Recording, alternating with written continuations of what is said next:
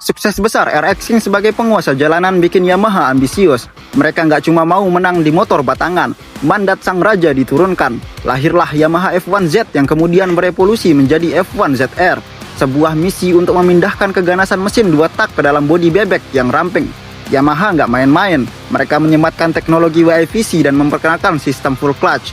Ini bukan lagi bebek buat ke pasar, ini adalah mesin perang yang dirancang untuk satu tujuan, yaitu menang.